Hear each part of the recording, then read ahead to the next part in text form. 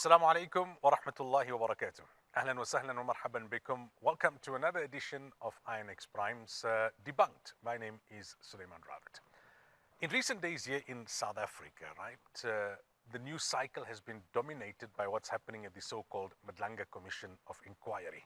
We've seen explosive testimony opening by Lieutenant General Nhlanhla Mkhwanazi, whose press briefing not too long ago is what led to the entire process culminating in the establishment of this Commission of Inquiry.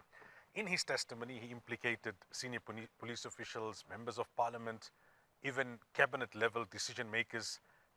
His claims about political manipulation within the police, the collapse of the political killings task team, links to powerful syndicates have intensified calls for accountability.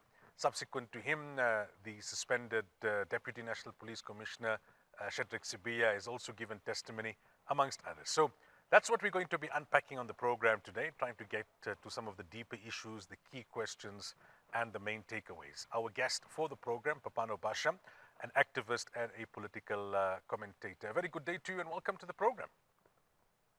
No, thank you so much. Good afternoon to you and afternoon to the viewers as well.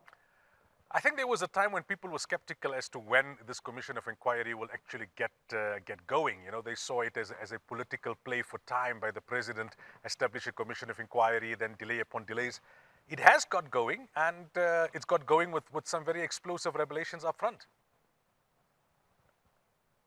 No, thank you again. I think for me, what's interesting is the rationale for the president to actually want to go ahead with a commission of inquiry, knowing the possible implications. Because it's not necessarily about, for me, if you look at state power, and of course what General Mkhwanazi indicated, for me the precursor here would be the decision by the president to initiate this commission instead of firing his minister. Because if you recall, key to what General Mkhwanazi has said was the involvement of the then Minister Senzo Mchunu, who's currently on suspension. But what is quite evident is, and I'm just saying that we must just look, beyond the veil, because there's much at play. I think initially I could have said, and this is what I said, that we must not really underestimate the rationale by the president to initiate this commission. I think the idea was that they would be able to manage Mkhwanazi, and the commission would be a platform for others to come and reply. But we'll see what happens. But what I do know is that what General Mkhwanazi has said and what General Sibiya has also said, and other men from the police force, what is at play beyond the factions and fighting for positions of power is the factions and factional politics within the ANC. And I think we need to interrogate this beyond that. 2027 is around the corner. And as we go along, I will be able to explain and give context to what I mean. So let's look at Mkhwanazi first, right? One of the aspects that stood out was he said that he gave evidence to the Zondo Commission of Inquiry and that it was ignored. Give our viewers some of the specifics. What evidence did he give and how serious is that evidence in terms of it being ignored, and how relevant is it in terms of where we are now and the issues on the table? I think what is quite evident is that law enforcement agencies have been captured, and this is not a new issue. In fact, Mkhwanazi might have raised this issue now, but you've had different people within law enforcement agencies, including Batoyi herself, who have indicated that the police force, the NPA, the SIU have been captured. And I think from many South Africans, pundits, and everyone else, the expectation is that the politicians who are also implicated would be able to set the tone where they're able, to create a different law enforcement agency. I mean, if you take what General Mkonazi said, or if you look at what has been happening in the past 10 years and prior to that, I mean, it's quite evident that the police force has been highly, infiltrated, but over and above that, really involved in the battles of for the soul of the ANC. And I want to make an example. In 2017, in fact, in the last State Capture Commission, the then head of intelligence, Dr. Dintwe, he did indicate that the police force, the intelligence has been captured, to the extent that he had indicated that money was taken from intelligence to fund the Nasrec conference from both factions. That is the Cyril Ramaphosa campaign, and at the time, Nkosazana Dlamini's campaign. And if you recall, there was that tender that related to grabbers, where various players were implicated, and including the then advisor to Fikile Mbalula, who was the minister at the time. And, even then, different, factions, as I would put it, within the police force had taken side. Because what we know then, and what was then said by the chief of intelligence, whom I hope you will also interview, because he said many things at the State Capture Commission. And at the time, most of the evidence that he provided, it was not properly utilized, because he did implicate Bo Bindwani, who then was the advisor to Fikile Mbalula, and some of the people who who had developed a tender to buy grabbers.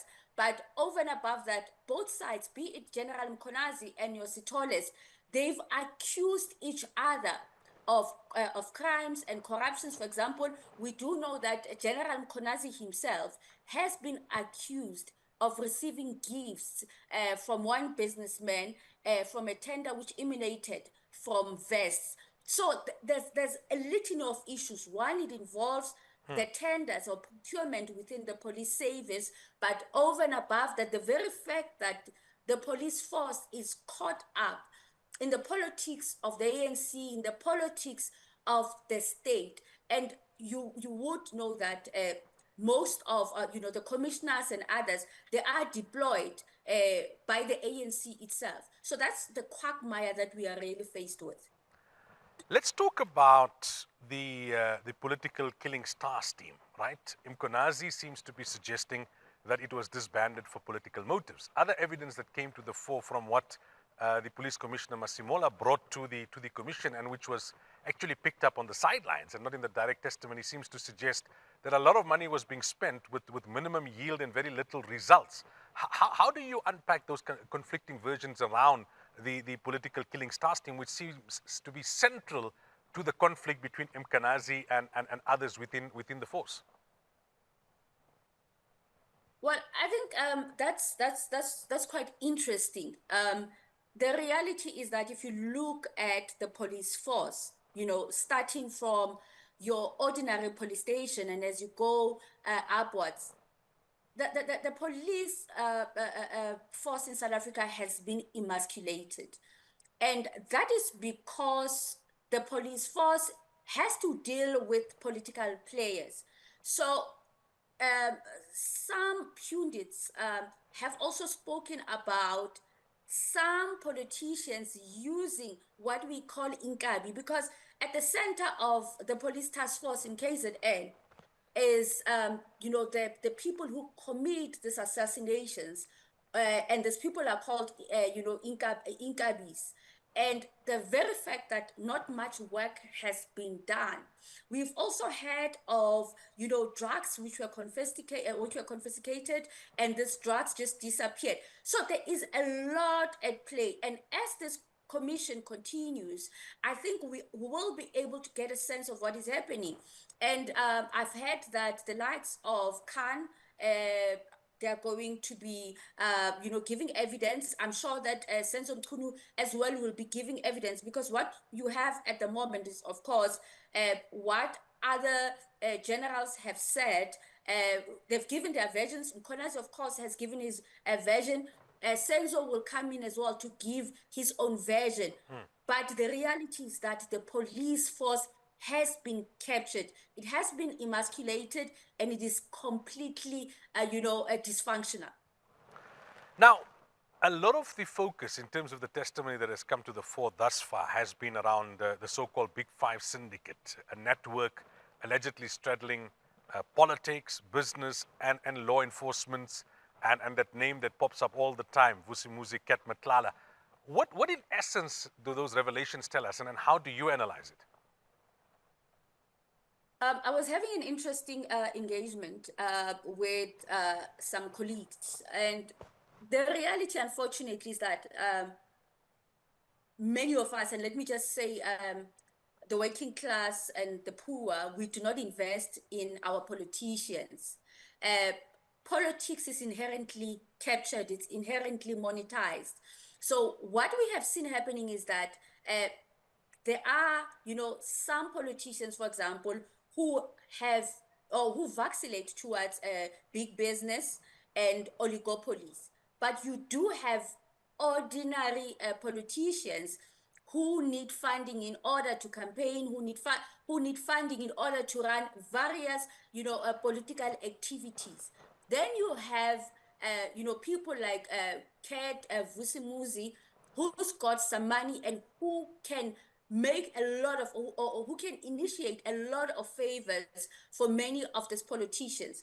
The reality is that to run a political party, you need money. And unfortunately, the system in place, it's not conducive enough to create, clean politicians. And that is the unfortunate scenario about our politics. Now, when it comes to, Ket Matlala, because Ket Matlala is one of the many tenderpreneurs who have really captured politicians and political parties. He's not the only one. And we just know now, this is just, part of the information that we know, but not much has really come out.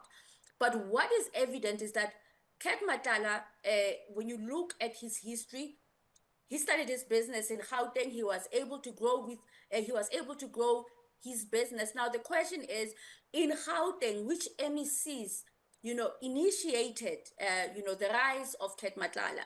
And we also know about your Edwin Sodi, as I said, Ket Matlala is not the only politician, or sorry, it's not the only businessman who is really implicated. You also have the likes of Zunaid Modi and many others. But the reality is that these tenderpreneurs have captured many of the decision makers and the political players. What should we be looking out for, right? Mkonazi is the central actor, yes. Sibiya, I suppose, is the co-star, if we want to use those terminologies. Now that we've heard from Mkonazi and Sibiya, what should our viewers be looking for going forward? I mean, whose testimony is still integral and key to the narrative here? I think for me, what is key and what is missing is that no one is being arrested. Of course, we are having the sideshow of a commission, but no one is being arrested. Even as we speak of Matlala is in jail for other cases. I listened to General Mkonazi saying that they are arresting some of the accused, not necessarily for the key activities or the key crimes that they've committed. But the reality is that this Madlanga Commission can end up being no different to the State Capture Commission, because where we are, no one has been arrested. Until the arrests start taking place, then it's a sideshow which is meant to just, amuse us. So I think until when, civil society in particular takes a stand to ensure that, key individuals who are being implicated, they get, arrested. Ket Matlala for one.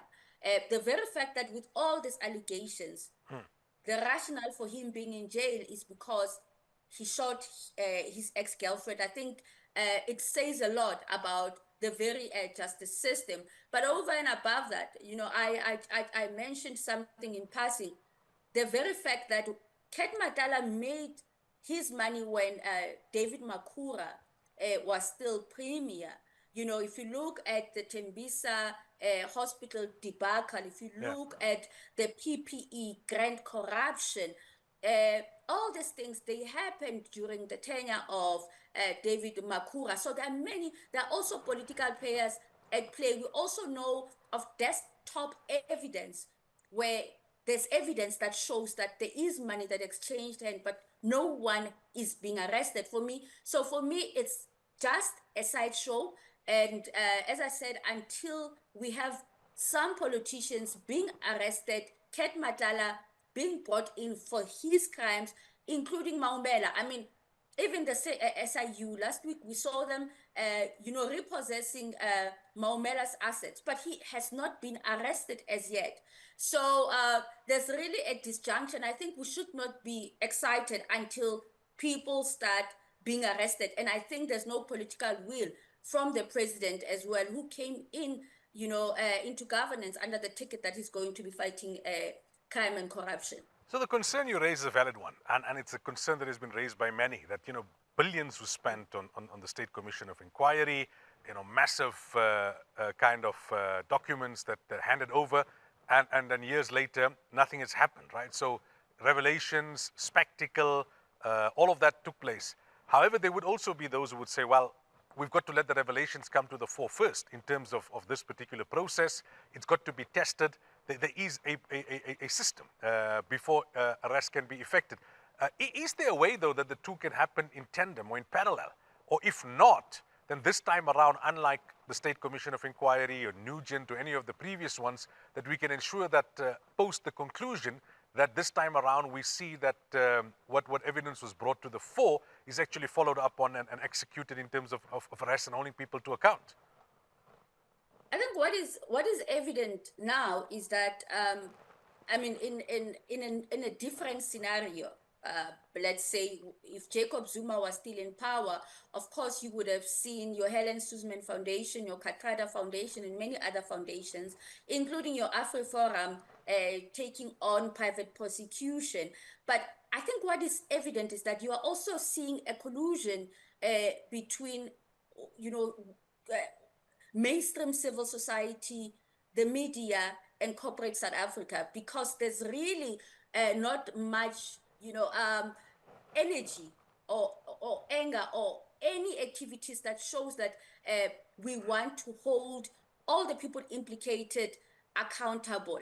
And I'm also saying this, just take the past week and last week, the very fact that different media houses attacked General Mkonazi, the very fact that your Sullivan and many others came out scathing, attacking General Mkonazi, it tells you a lot. There is, there's a lot that we do not know, that ordinary people do not know, because, of course, as you are saying, the commission opens a lot of worms, but over and above that, General Mkonazi has irritated a lot of people, and he has irritated corporate South Africa, as I said. He has irritated oligopolies. He has also irritated the media, which has not done much to ensure that it holds those who are in power accountable, because key to what Mkonazi has said is the role of Senzo Mchunu, and we know that Senzo Mchunu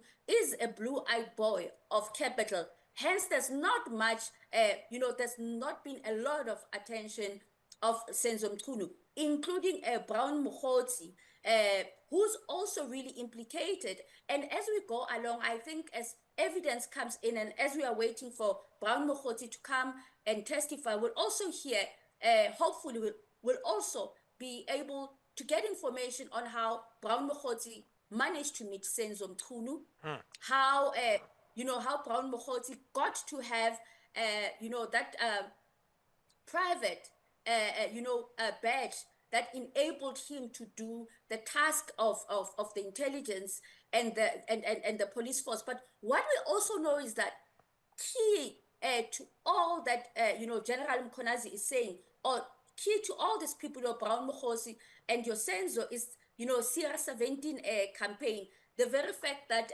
these players as well were very instrumental in the coup in the Northwest, and these affects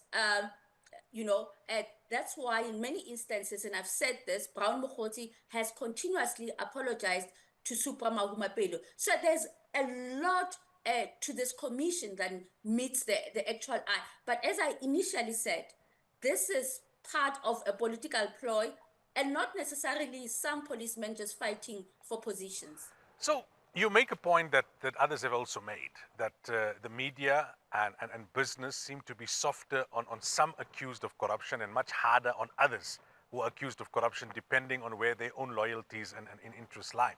That said now, it's been alleged for quite some time that Ramaphosa and those aligned to him are the darlings of the media and of business, and they get treated with kid's glove in instances where there are allegations of corruptions, as compared to perhaps what Zuma and those aligned to him had to go through. How does all of this impact then on the factional politics within the ANC, which is still the biggest political party in the country, and Zuma's attempt to kind of, as he says, reclaim the ANC and they take it away from being a Ramaphosa ANC back to whatever it's supposed to have been prior to Ramaphosa becoming the leader of the ANC.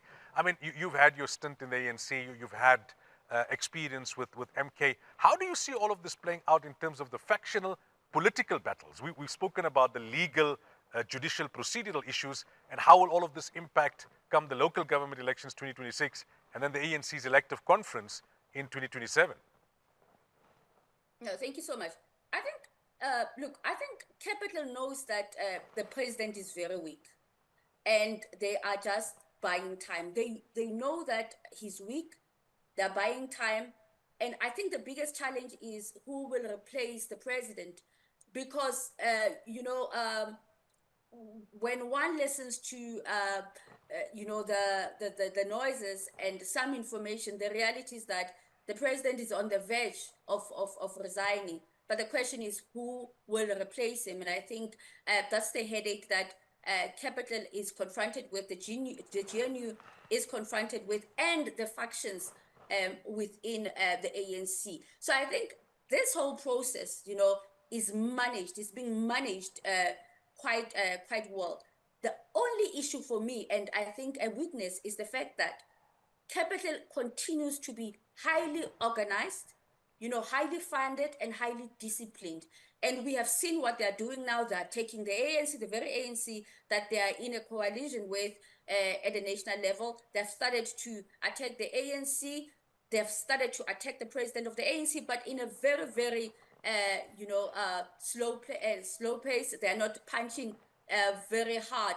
So they've started to play their card from a political perspective. But within the ANC, I think that's where the challenge is, because there are still, NEC members who are quite genuine to the cause. We've seen how the ANC has taken up issues, as much as many of us have been cautionary to say that, look, for example, the Palestine issue, to say that Capital is going to come very hard on you. Just be careful in terms of how you move, and many other issues. The issue of Western Sahara, how the ANC has dealt with the issue of Morocco and Israeli. So I think Capital at the moment, it's just very cautious, but they are playing their cards, and the card at the moment is, whom do they replace Cyril Ramaphosa with? I think for me that's an issue.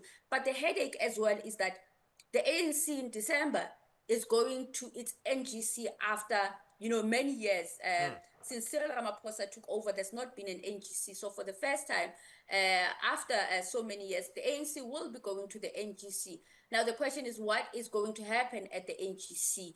Will they manage? Will the ANC be able to manage its contradictions? Because I think the other reality is that there are some within the ANC who realize that Ramaphosa is still a strong figure who can win them some some votes. So I think that is the challenge. And lastly, on this issue, I think they also believe, and Capital also believes that, handing over to Paul Mashatile would not be wise because of his, vacillation towards the EFF, the very fact that there are some people within MK who can engage him. So, and he stands as well on the Palestinian question. So they do not see him as one of them. And I think that's why they're not very careful and they're not very comfortable, with someone like Paul Mashatile. As for MK currently has its own challenges.